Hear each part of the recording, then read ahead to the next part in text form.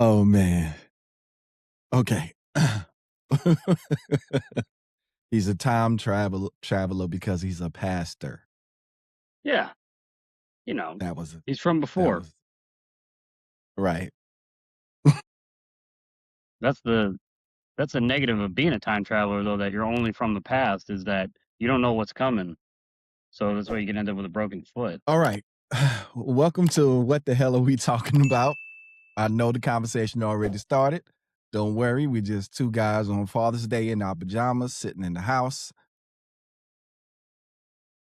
That's it. I guess that's a good intro, right? Yeah, for sure. For sure. We'll go with Yeah. pajamas. Yeah. I mean, if you want to sit in the house with no clothes on, that's up to you. Just don't stand up, Patrick. Just don't stand up, please. All right. Yeah. So besides dealing with people from your past life, uh how has your week been? It's been good. It's been busy.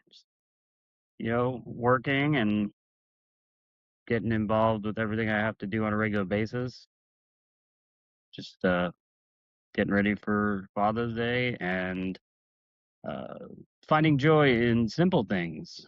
Like I got to Target Friday just to go grab a birthday present for a kid party this weekend and saw a very long line of people waiting outside when they opened just to watch them all leave in disappointment. What So wa- what were they waiting on? they were waiting at customer service to buy Pokemon cards. And the people that were there working, they're like, "Yeah, we don't have any." So it was just like an energy like leaving the room all at once of like a and then everybody left. Was it like a Pokemon Go type thing or something like that? I don't think so because I guess there was something coming out like that was the day that it was supposed to be like dropping in stores or something, and I guess there was a miscalculation somewhere. So all the people left disappointed, and you know, they Mm. just they I Well, mean they left orderly. They didn't start fighting or going after the customer service people. I mean, it's Pokemon nerds, so I mean, it's probably not that bad. What they gonna do? I have Gordo. I mean, look, Squirtle, get him, Squirtle. I mean, what they gonna do? Well, I think people, everybody has their breaking point, and I think also everybody, it's what are the stakes for different people. So if the stakes are high for you, you may act a different way than those who are lower. I mean, I like Pokemon. I enjoy that with my son. If there's something we find in the store, I'll purchase and eventually give to him so he could open. I mean, I'm not gonna reward bad behavior, but if things are going well, but at the same time, I'm not gonna get enraged over, that or make a full trip around it, you know, because Yeah, there's certain places you go past that there's just people outside camped out like they're about to buy concert tickets. right. Like for me, it used to be like the shoes. Like when a new shoe drop, you see all the people outside going crazy over that one pair of shoe, and then me having the size 13, and normally a lot of them don't stock size 13s. They'll stock like probably like one or two. And so I did it one time with my cousin. Waited outside in the line for the shoes before Patrick say something slick. Waited outside for the shoes and just sitting in line, and the guy was like, he yelled out size 10, size 10. Then he was like size 13.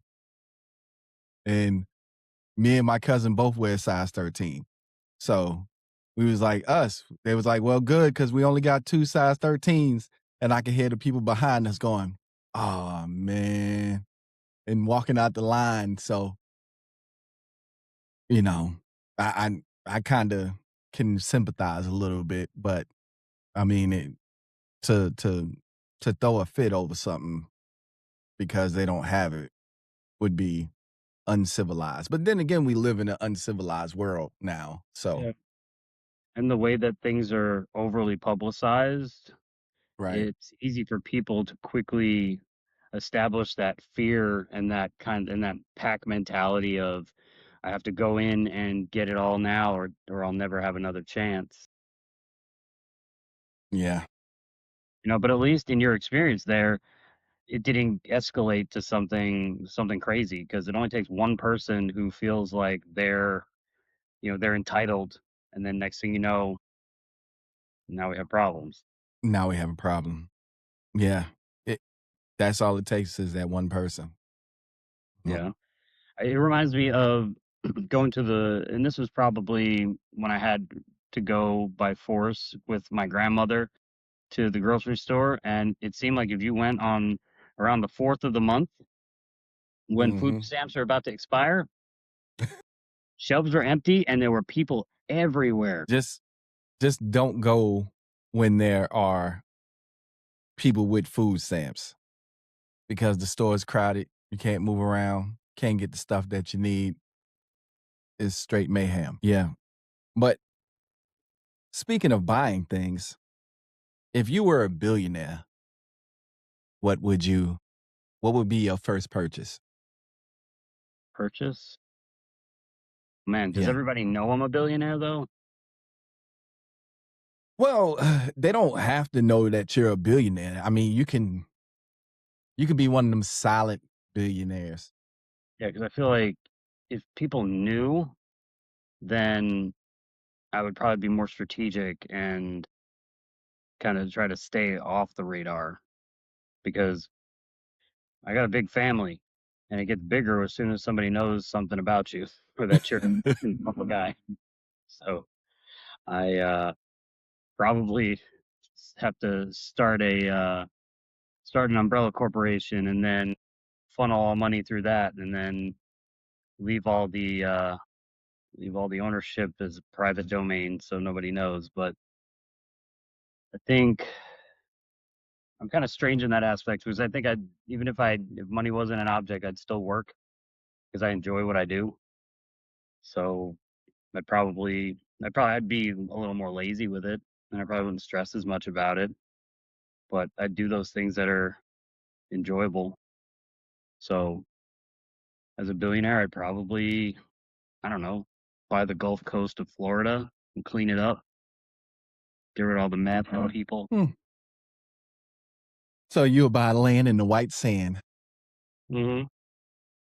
That's Yeah. cool. Yeah, probably. Probably just something that can be calm and also, you know, build for the future. Although Florida and the future don't really coincide, but how much more time do we really have anyway? How about you?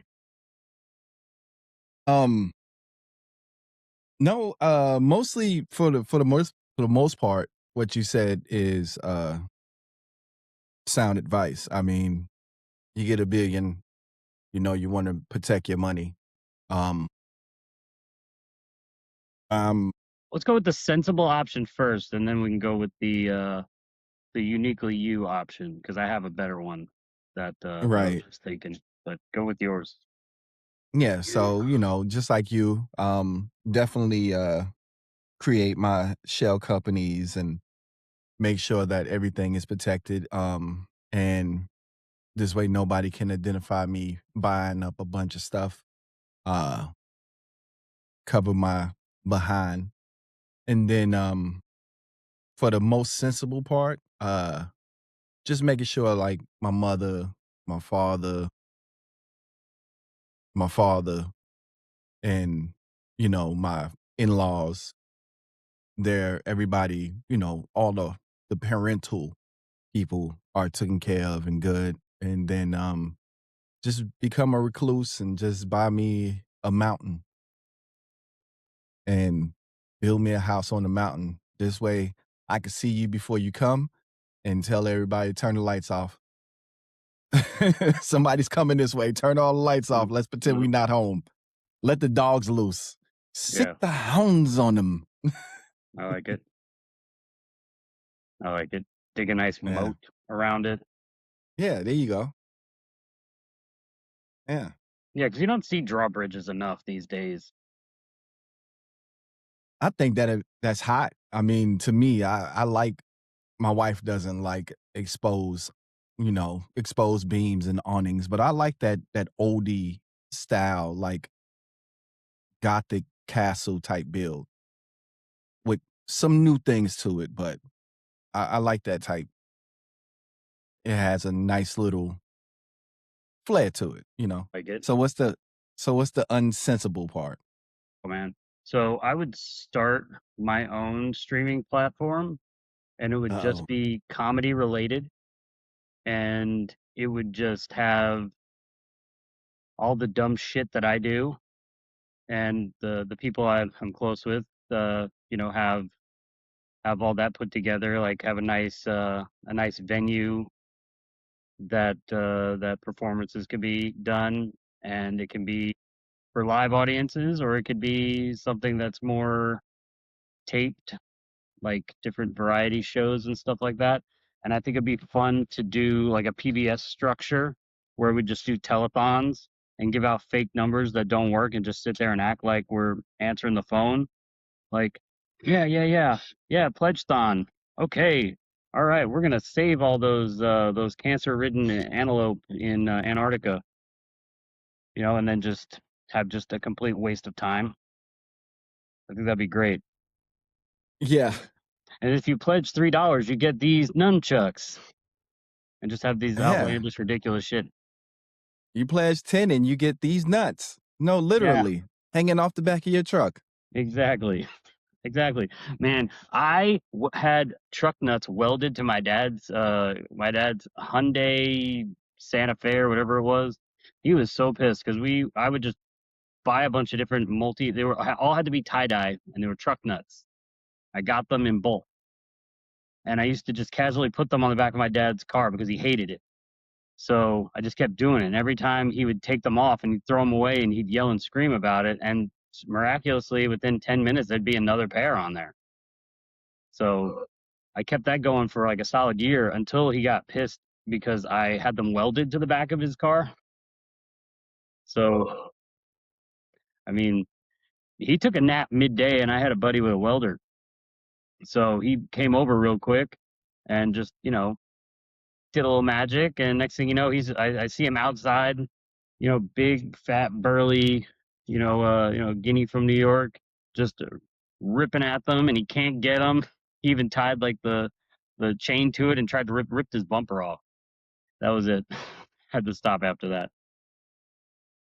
I'm surprised you still alive after that. I lived on my own at that point. So by the time, like, it was always from afar.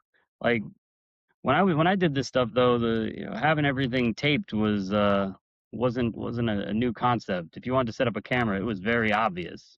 You had to hire the man behind the curtain with the little squeegee with the bricks on it to make sure you hold still for 4 minutes to get a good Right. picture. It wasn't no remote cameras. Yeah, not that are not that are inconspicuous. Like even the version that we started to have were the kind with the big red light. Yeah. Yep. So a lot of that I just did for fun. So I didn't even get to see it happen. I got to hear about it from bystanders. Well, to me, your outlandish really isn't that outlandish. I mean, to have just a comedy platform, I thought you was going to be like some crazy stuff, like buy sharks or something like that, and see if somebody can survive for like 10 minutes with hungry sharks and or something crazy. But nah, what you said though could actually work. Like it should be a streaming platform for just comedy. You Well, I know, think, it would get more and progressively more ridiculous.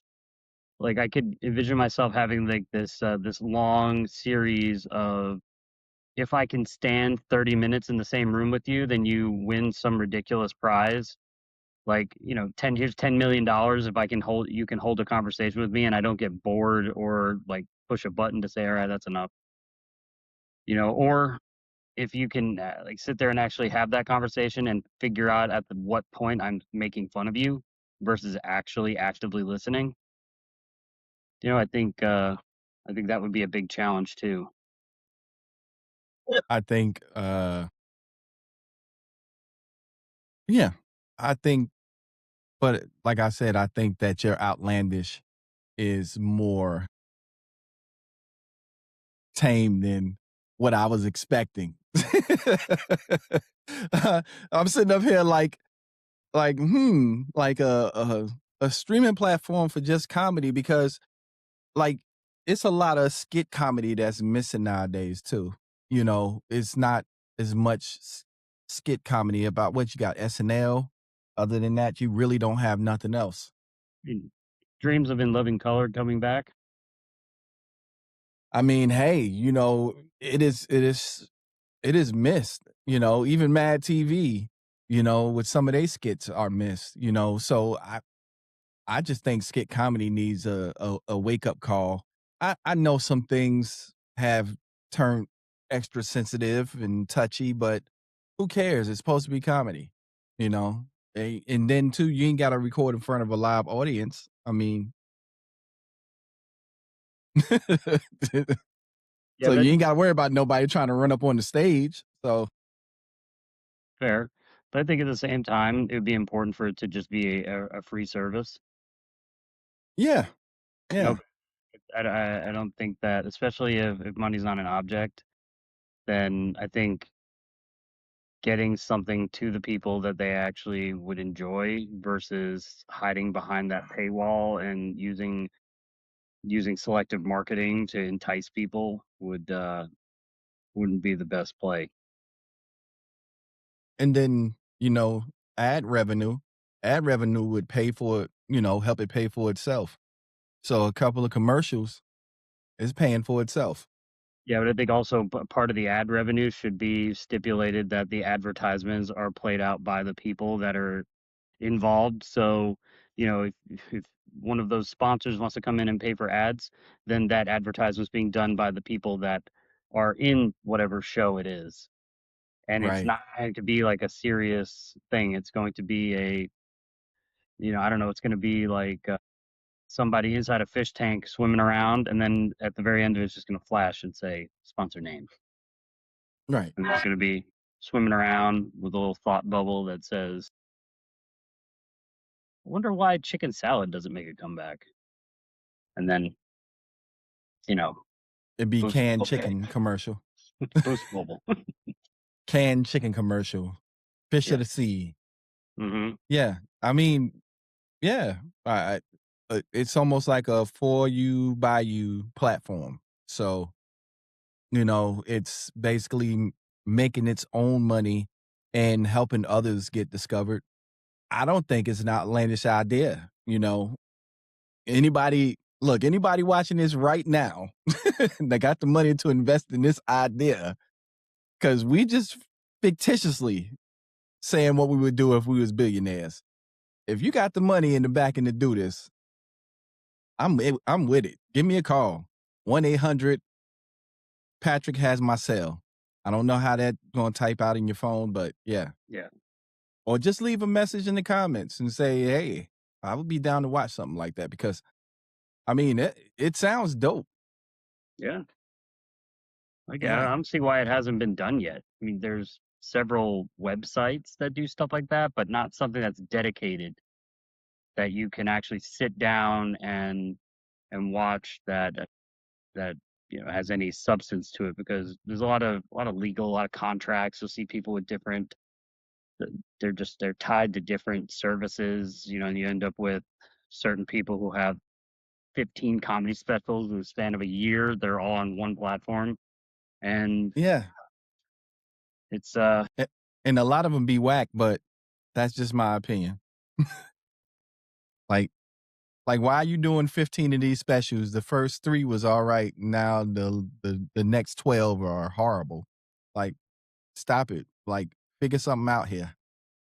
yeah, and I think that's also the challenge of getting older because you kind of look at a full picture of it at that point, saying, okay, this person just put out 9 things that they're advertising. That means that the production company is advertising it for a reason, and maybe they had a great idea at first, but then as you see that decline, you go, "Oh, well, it's probably part of their contract." Yeah. So, I have to put something together. It's like when you used to buy a record or a CD, and there'd be 13 songs, and you've only heard of the first 2 or 3, and then you go through and go, "Okay, so this is what they went with." Right. Yeah.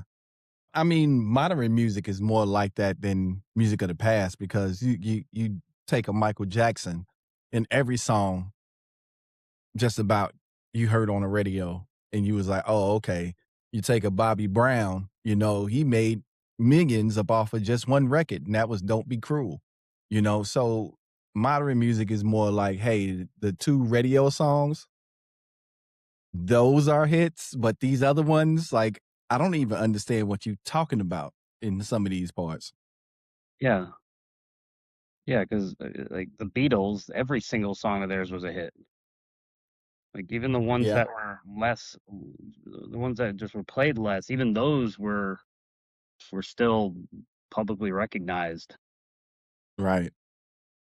Now, yeah, it's everything's gotta be quick and thrown together, and it's not all bad, but it's it's a clear decline when you look at I mean, especially if you really enjoy an artist and you know what they're capable of, and then you see them just throw something out there just to pad the stats a little bit. Yeah. It's sad. Yeah. But yeah. Um, Speaking of padding the stats, how many more years until LeBron retires? whoo. I just had this conversation with my wife yesterday. If, and this is if the Lakers decide not to resign him and he goes to Golden State, if he goes to Golden State, that'd be the creme de la creme, the end all be all for him. I think that'd be his last years. Think so? I think so. Because he really wants to play with Steph. And and Draymond really wants to play with LeBron. Sure, why? he Draymond loves LeBron. Don't get it twisted. Draymond loves LeBron, but definitely Team USA showed us the chemistry that Curry and LeBron had. So I think it'll work, you know. Do they keep Jimmy in all this? Yeah.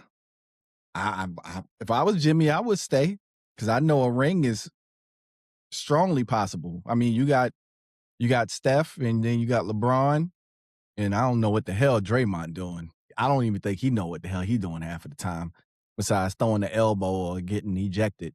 But he's calmed down a little bit with age. But yeah, and then Jimmy. I mean, Jimmy can get a bucket here and there. I don't know what you do as far as the bench though with Pod and all that. I think he thinks that he deserves a spot, but eh, I don't know. I say if LeBron stays in LA for one more year and then goes to Golden State, I don't know how it's going to work, but I'm just saying if he goes to Golden State, you probably got 1 or 2 more years of LeBron. Because the way that he looked when he was on that trip with the Cavaliers player, the Cavaliers players and stuff like that, when they was out there golfing and stuff, like the reunion that Kyrie Irving decided to skip out on, but come to find out he was actually training some kids how to play basketball, and it's just none of my business. But when I seen LeBron, when I seen LeBron with his old teammates, I realized LeBron ain't no spring chicken. He got more gray in his chin than I do. And I was like, I don't see too many more years of LeBron. Yeah. Uh, And I mean, he's what we discussing right now, he's a billionaire. I mean, so I mean, he just playing for the love of the sport right now. I mean, he really don't need the money. Nope. You could start our comedy network. There you go. LeBron, if you watching this, hook some brothers up. Yeah. Some silent partners. Yeah. Yeah. I mean, well, we won't be that silent because we'll have to be on the stage to make sure we produce, but still, Wow. you got the company. He got the company. I mean, he got a production company. So, I mean, he can make it happen. Hmm. Yep. We can put your name on it too, LeBron. But yeah, now if I was a billionaire, I would do gas stations, but I would do them in a way that makes sense. So what I would do is I would buy the reserves. I would buy my own reserves, my own what's it called? Where they turn into fuel? Oil refineries. I would what? Rubik's Cube? No. I would buy my own oil refineries, um, and set it up to where I'm refining US oil and not foreign oil. Even though the US and the crazy part is a lot of people don't realize this. The US does not rely on foreign oil as much as you think we do. Well, depends on your opinions of birds, because if we had any sense, then we wouldn't have to rely on anybody, because Alaska is sitting on a major stockpile, but we have bird sanctuaries that they don't want to disturb. Right. Right. I mean, just like lithium, you know, the stuff that's going in your batteries. We have a lot of it here. It's just in places that they don't want to. The EPA is like hell to the no, which I can respect it, but we can do a lot more here. I mean, but my oil refineries would be more up to date for the U.S. The North American crude oil. And instead of the gas stations making like 1 cent off of a gallon of gas, um, I would just say, don't even worry about the 1 cent. What I would do is I'll discount the gas itself. I would purposely keep the fuel prices, the oil prices lower myself, and that would be only at my gas stations. And the way I would do it is because you gotta do it in the smart way. You gotta do the loyalty. So you gotta basically scan, and that 10 cents a gallon, it helps. That 5 cents a gallon, it helps. But I'm talking about like $1. Give me $1. Just bring it down a whole entire dollar.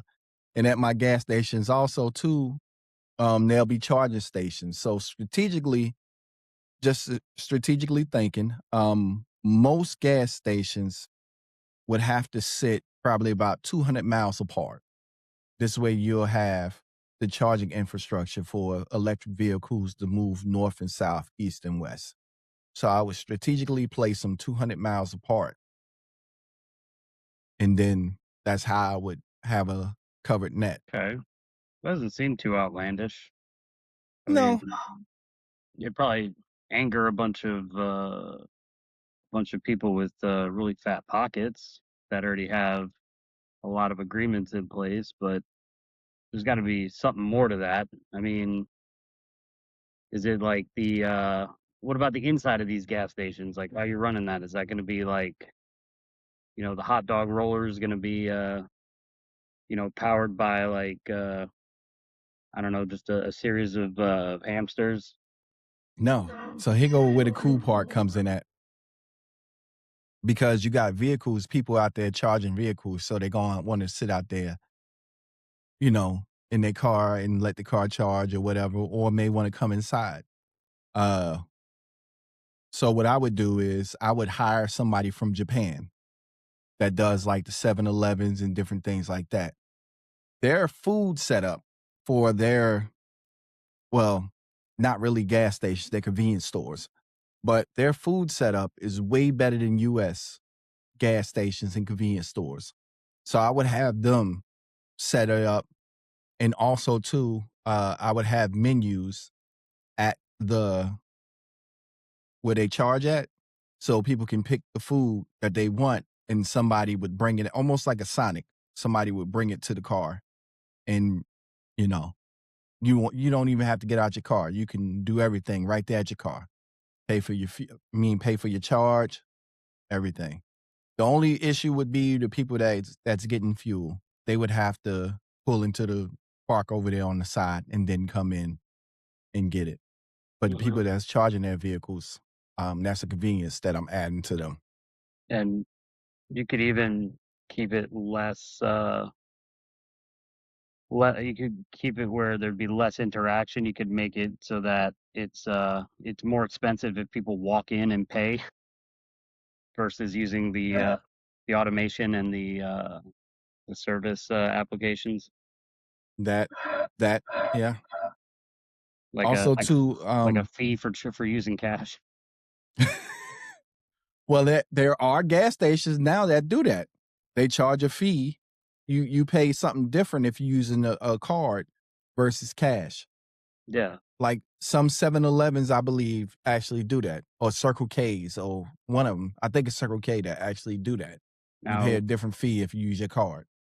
right. Right. Yeah, they have those the fine print on the giant sign of like cash price versus credit price. Right. And I don't see how people are getting away with that one, but it's happening.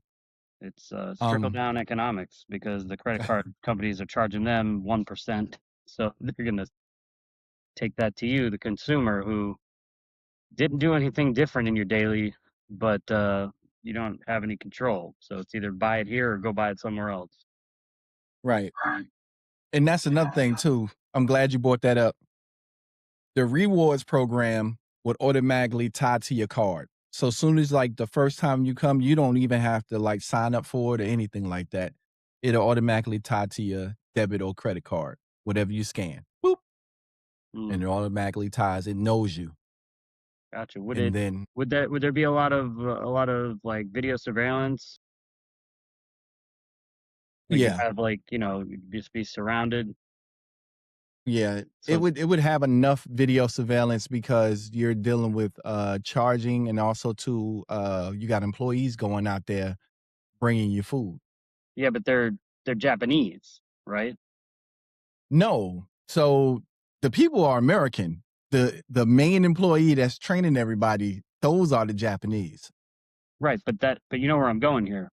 So your employees are Japanese. You're recording the whole thing. Does that turn into a porn later? How did we get back to the Japanese porn? Because No. we're tying it together because you offered that your employees are going to be Japanese. So at least you thought about it a little bit. Now I get the efficiency. I mean, they could be building robots and doing math and playing the cello, but you got them doing some service, which then again leads to the ideal situation, which is to be related to Japanese porn in some way. So you got what'd you call yourself, Kenzilla? Kenzilla's gas stations. It's like Bucky's, only it's like a lot bigger and a lot more sensible. Yeah, yeah, yeah. I will be using solar power as well. I was thinking turbines. You just got a bunch of dudes standing there just spinning their, Ah, can you damn it. imagine? Can you imagine how much wind can be powered with that? They can't be Japanese porn stars though out there creating. But you got to give some jobs to the Americans. So you get You get, and that can, maybe that can be part of the, the charging station. Maybe that's how the charging gets done. Just pull it out and just whirl it, and then that's how you charge a car, almost like a hamster wheel. Yeah.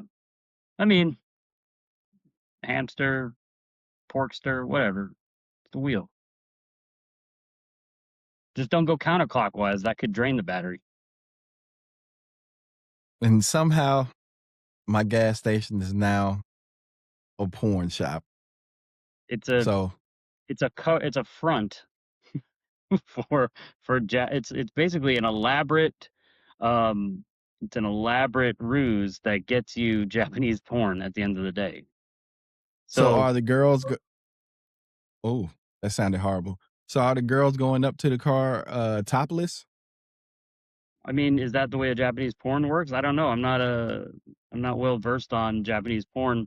Um, your mascot could be like a octopus with penis for tentacles. It just it just never ceases to amaze me how left it can go. Well, I This mean, is what the hell you're talking about. I mean, yeah, so I agree. And we were talking absurdity and having a loyalty program for a gas station that saves people money. That sounds like something people can get behind. I mean, I think it's a great idea, and I think it segues into sponsorship for an all free streaming comedy platform where maybe it has its own Japanese porn comedy. porn section. Yeah. Mhm. I knew it was going there. I just knew. And I could just picture I that just that porn being funny, where the man just has a, well, in this instance, the man will have a very enjoyable time, and then just look into the camera and say, "This pleases me," and that's all the emotion you'll get. so yeah, my poor gas station idea. I like Wow. it. I like it. I like the idea of having people come in there and charge. What do they charge? Like, is it charging their phones? Or are we talking about charging their electric vehicles? No, charging air vehicles, electric vehicles. Have you encountered a person on the road during like rush hour driving an electric vehicle? Because man, I scream, "Move your toaster" so much when I'm on my way to work because these people just wow. Well, it's because a lot of people don't actually drive the vehicles. What they do is they allow the vehicle to drive itself. So when it's stop and go traffic, the reason why they're not pulling off is because the vehicle hasn't read for them to be able to pull off. Okay, so I gotta be late because you're buffering. So they're like sitting there, like they get in the car and say, "Hey Siri, can you drive like an asshole?" I don't know. I don't understand that command. I am not an asshole. I will not drive like so. Hey Siri, engage moving roadblock. And they just drive next to the car that's going 55 and a 65. Mm. That's some shit I would do. Like, not on the road though, but just in general. Like you're walking on a sidewalk and you just start all of a sudden walking next to somebody at the same pace when you know the person behind you is trying to get by. It's not on the road. I have my limits. I'm not a monster. Well, I think if you allow a self-driving vehicle to do butthole stuff, wouldn't it pop up at the least expected time?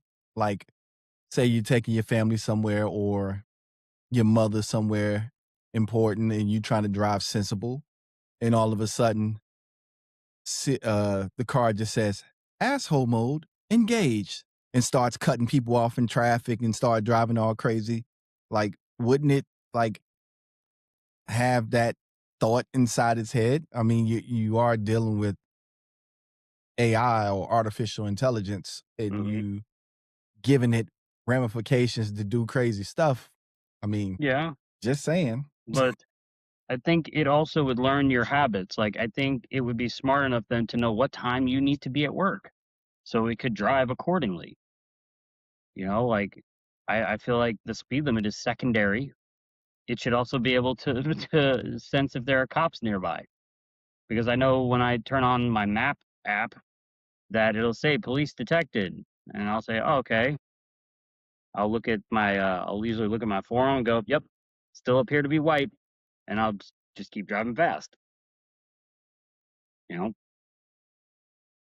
my wife yelled at me yesterday, even on my way out, because I pulled into a lane that was a turning lane, but I may have pulled in maybe a half a car length before the double yellow lines kind of move over to get in that Hmm. lane, because I got places to be and I don't feel like sitting through this light.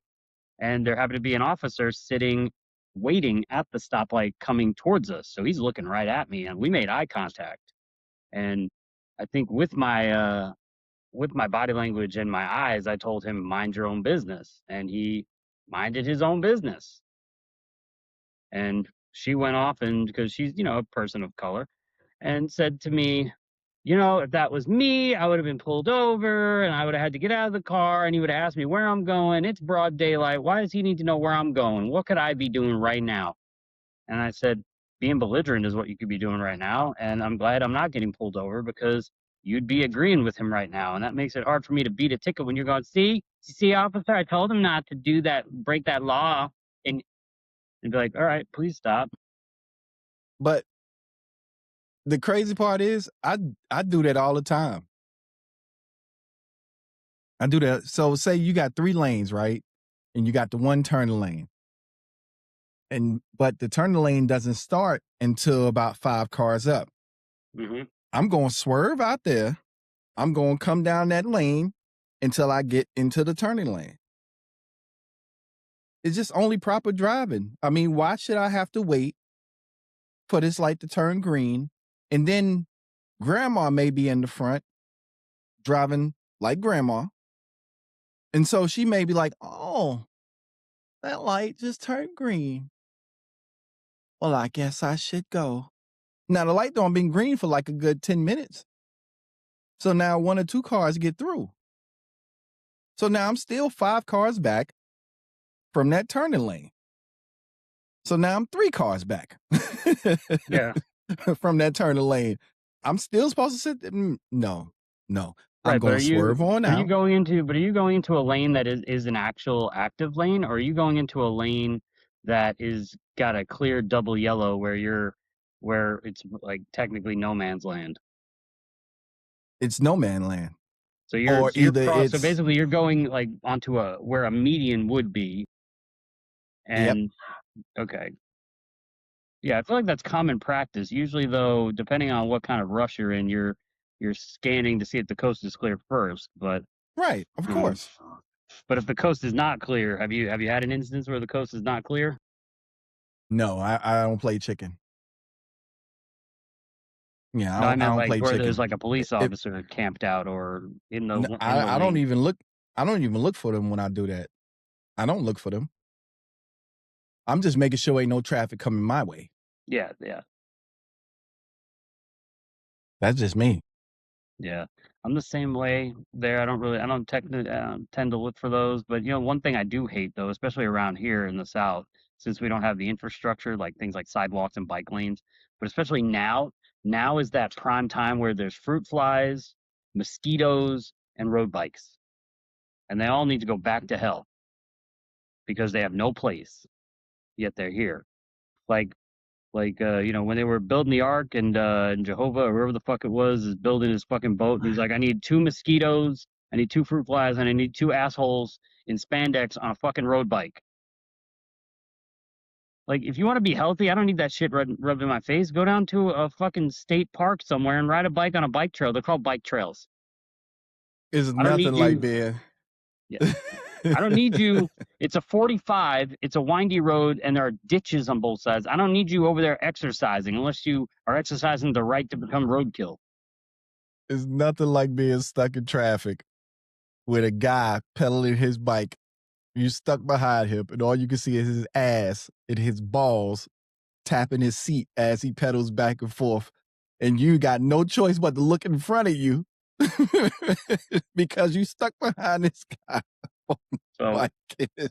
yeah, and you're looking beyond. And the good thing about it though is that these people that are doing this, there ain't much balls to see anyway. So unless you're really, really focusing in, like there ain't nothing to look at. Really, all you're seeing is somebody who's just asking for a problem, because a lot of times, especially if you go around them in a way that they don't enjoy, they'll come over and start messing with your mirror and stuff. And like, I get it. You either have a DUI and can't drive, or you just are very self-important and need to, come down a few pegs. Like, there really is no like real reason to be doing that on the road where you can't get up to a speed limit. And then they start waving you to drive around them and knowing damn well you can't go. Yeah. Like, Or if it's you like, who made you the authority? Like, don't wave me around. Yeah, I'm gonna try to get around you. You're going 4 miles an hour. We're going uphill right now. Like, don't tell me I can go. Who the fuck are you? Yeah, exactly. Like, and they have these electric bikes. If they had those electric road bikes that went 25, I could amend my hatred. But well, some of them, and this is what I don't understand about a lot of people that ride electric bikes or e-bikes on the street. Um, a lot of them are pedal initiated. So the faster you pedal, the more e-assist it gives you. Um, but some of those lack the horsepower to be on the road. So you take a Lime e-bike, for example, it well, it should, if with good maintenance and everything like that, it should have enough inertia for you to stay at least close to the flow of traffic, like 25. Um, the company I worked for up in New York, Joco, those e-bikes, not a sponsor. 25, not a sponsor. No, not a sponsor. But I do own stock, so, but not a sponsor. Um, yeah, but most e-bikes should have enough inertia or e-assist to get you up hills and, with enough speed. I mean, you still won't be as fast as a car. Shouldn't be.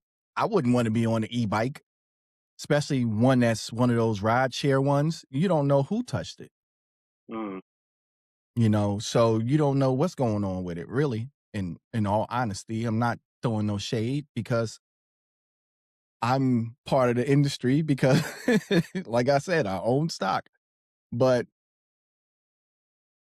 you don't know who touched it, and you don't want to go no faster than about 25 to be on the safe side. And especially if you're not wearing no helmet.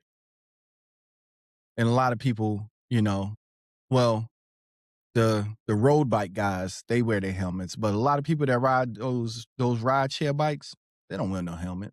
no, They don't even bring one. They be like, "Ooh, an e-bike, I want to ride one." And they just hop exactly. on it. Same thing how we have in the city. We have those scooters that are, you just tap your card and it lets you go until it's done for however long.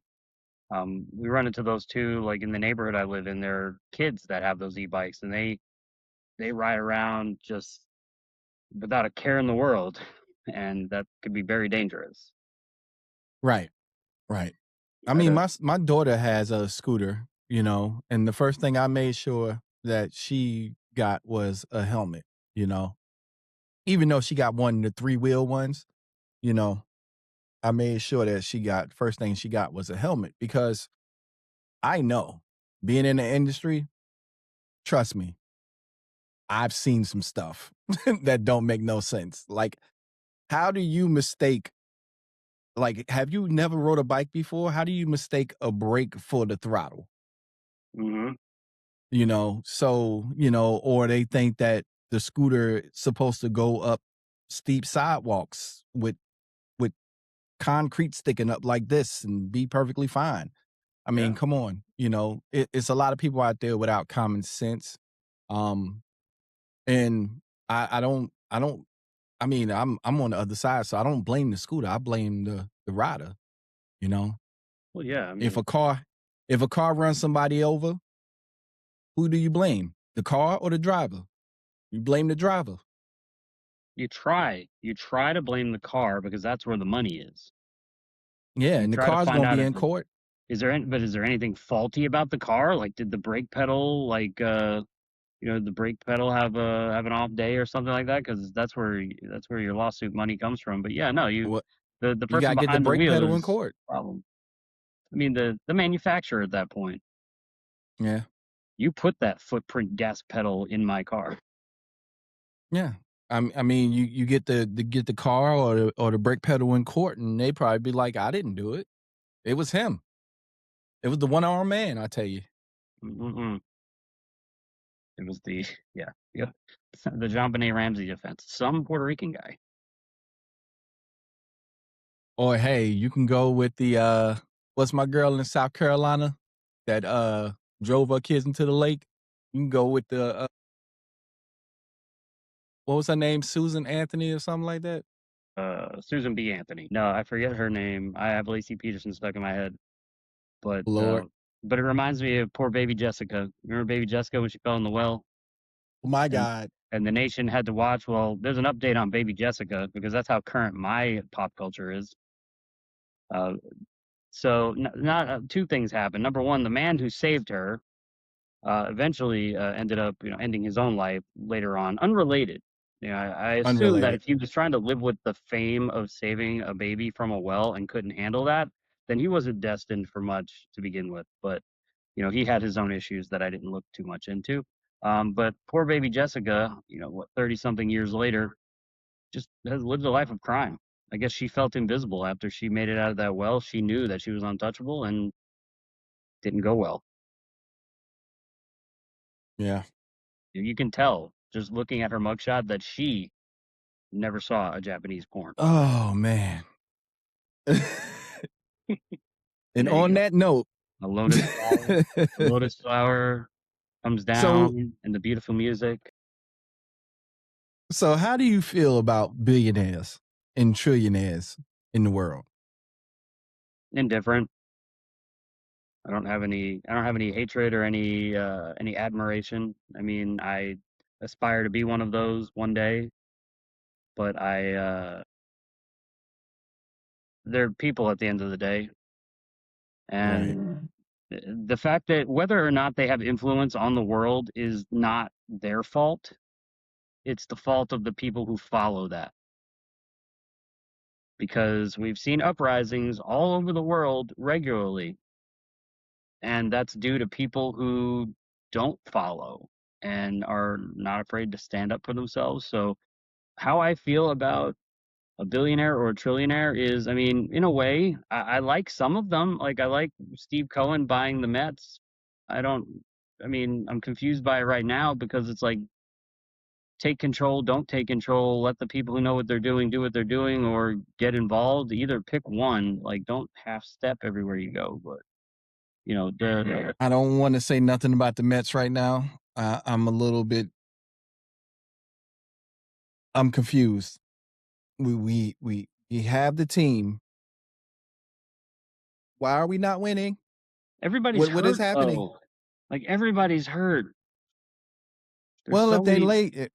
if they lay off all the socialite stuff from all the big contracts and sit around and eating prawns and gold laced steak and all this other stuff and get back to playing actual baseball, maybe you won't be hurt.